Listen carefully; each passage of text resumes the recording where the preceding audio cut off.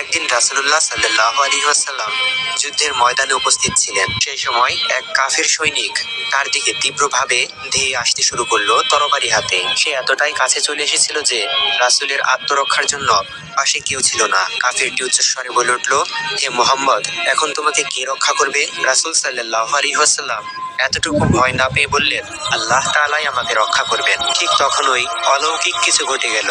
সেই কাফির সৈনিক কেঁপে উঠল, হাত থেকে তরবারি পড়ে গেল।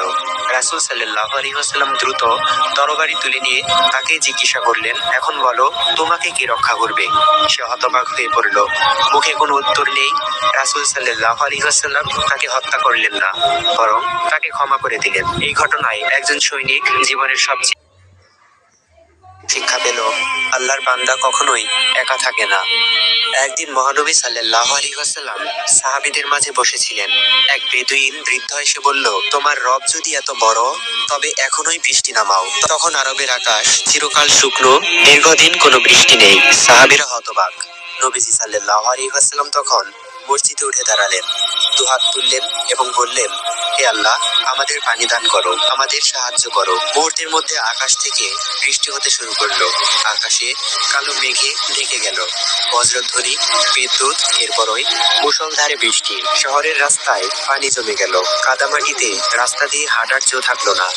সপ্তাহ জুড়ে থামলো না সেই বৃষ্টি। আবার সেই বেদুইন এসে একদিন বলল, ইয়া রাসূলুল্লাহ, বৃষ্টি বেশি হয়ে যাচ্ছে, আমাদের রক্ষা করেন আল্লাহ তাআলা, এই প্রার্থনা করুন। রাসূল সাল্লাল্লাহু আলাইহি ওয়াসাল্লাম তখন বললেন, হে আল্লাহ, চারপাশে বর্ষণ দাও, আমাদের উপর নয়। সাথে সাথে মেঘ সরে গেল। শহরের চারপাশে বৃষ্টি চলল, আর পুরোটি শহর শুষ্ক হয়ে গেল। এমন অলৌকিক ভাবে দোয়া কবুল হওয়া ছিল তার নিয়মিত ঘটনা, যেন আকাশও তার ইশারায় পরিচালিত হতো। একদিন এক সাহাবী এসে কাঁদতে কাঁদতে বললেন, ইয়া রাসূলুল্লাহ, আমার মায়ের মৃত্যু হয়েছে, আমি চাই তার জন্য কিছু করব, যাতে আখিরাত তার জন্য সুন্দর হয়। নবীজি সাল্লাল্লাহু আলাইহি ওয়াসাল্লাম কিছুক্ষণ চুপ থেকে বললেন, তুমি কি একটি কূপ খনন করতে পারো? সাহাবী বললেন, জি রাসূলুল্লাহ, আমি পারি। তিনি একটি কূপ খনন করলেন মানুষের জন্য পানি ব্যবহারের উদ্দেশ্যে। নবীজি সাল্লাল্লাহু আলাইহি ওয়াসাল্লাম বললেন, তোমার মা এখন প্রতিটি পানি পানকারীর দোয়ার অংশীদার। এমন ছিল তার শিক্ষা। আরেকদিন এক নারী তার কাছে এলেন হাতে একটি ছোট্ট শিশুকে নিয়ে। শিশুটি অসুস্থ, নিস্তেজ, কোনো সাড়া নেই। মায়ের চোখে অশ্রু। নবীজি সাল্লাল্লাহু আলাইহি ওয়াসাল্লাম শিশুটিকে কোলে নিলেন, মুখে একটি দোয়া পড়ে শিশুর বুকে ফু দিলেন। মুহূর্তের মধ্যে শিশুটি কাঁদতে শুরু করলো। মা আনন্দে ঝলঝল করে বললেন, সে তো মরেই গিয়েছিল, এখন কাঁদছে। নবীজি সাল্লাল্লাহু আলাইহি ওয়াসাল্লাম শান্তভাবে বললেন, জীবন ও মৃত্যুর মালিক একমাত্র আল্লাহ তাআলা, আমি শুধু তার কাছে চেয়েছি। সেদিন সেই গ্রামে আনন্দের বন্যা বয়ে গিয়েছিল। শত শত লোক এসে তার হাত চুমু খেতে চেয়েছিল, কিন্তু তিনি বারবার বলেছিলেন, সমস্ত প্রশংসা কেবল আল্লাহ তাআলার জন্য, আমি তো কেবল একজন রাসূল। একবার এক সাহাবী নবীজির কাছে এসে বললেন, ইয়া রাসূলুল্লাহ, আমার একটি মাত্র উট অসুস্থ হয়ে গেছে, সে কাঁদছে, কোনো কিছু খাচ্ছে না, হেঁটে বেড়ায় না, এমনকি আমার কাছেও আসে না, আমি খুবই চিন্তায় আছি।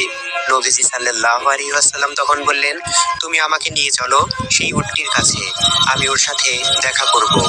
সাহাবী রাদিয়াল্লাহু তাআলা আনহুর চোখে পানি চলে এলো। নবীজির দয়া দেখে সে অভিভূত হয়ে যায়। নবীজি সাল্লাল্লাহু আলাইহি ওয়াসাল্লাম হাঁটতে হাঁটতে পৌঁছে গেলেন সেই সাহাবীর খামারে। দূর থেকে দেখা গেল সেই উটটি এক কোণে চুপচাপ দাঁড়িয়ে আছে, চোখে পানি, কাঁধ ঝুলে পড়েছে, মুখ নামানো। চারিপাশে লোকজন দাঁড়িয়ে, সবার চোখে বিস্ময়। এমন দৃশ্য কেউ কখনো দেখেনি। সাল্লাল্লাহু আলাইহি ওয়াসাল্লামের দিকে এগিয়ে এলো, ঘাড় নামিয়ে দিল পায়ে। হঠাৎ উটটি নবীজিকে দেখে নিজের জায়গা থেকে দাঁড়িয়ে উঠল, যেন কাঁদতে কাঁদতে স্বজনকে ফিরে পেল। তার মুখ দিয়ে একটি অদ্ভুত আওয়াজ বের হলো, যেন কিছু বলতে চাচ্ছে উটটি। তারপর সে নবীজি পেল। তার মুখ দিয়ে একটি অদ্ভুত আওয়াজ বের হলো, যেন কিছু বলতে চাচ্ছে উটটি। তারপর সে নবীজি সাল্লাল্লাহু আলাইহি ওয়াসাল্লামের দিকে এগিয়ে এলো, ঘাড় নামিয়ে দিল পায়ের কাছে, যেন সে জানে এই মানুষটি কারো মতো নয়। নবীজি সাল্লাল্লাহু আলাইহি ওয়াসাল্লাম তখন বললেন, তোমার উটটি তোমার উপর অভিযোগ করেছে। সে বলল, তুমি তাকে খাওয়াও না, বেশি বোঝা বহন করাও, বিশ্রাম দাও না। উপস্থিত সবাই হতবাক হয়ে গেল। উট কথা বলছে, এ এক বিস্ময়। নবীজির কাছে কাঁদতে কাঁদতে অভিযোগ করছে, এমন দৃশ্য কেউ কল্পনাও করতে পারেনি। এরপর নবীজি